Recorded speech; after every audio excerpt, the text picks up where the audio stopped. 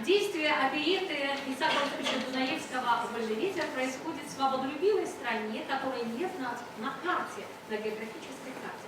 Это было специально завуалировано, потому что в 1947 году, когда была написана оперетта, был конфликт с Югославией. И как бы подразумевается Югославия здесь, но потом, когда все регулировалось, как бы уже Югославию не вспоминали. Хотя здесь очень много югославских мелодий югославских республик в этой оперете. Итак, главный герой Янко.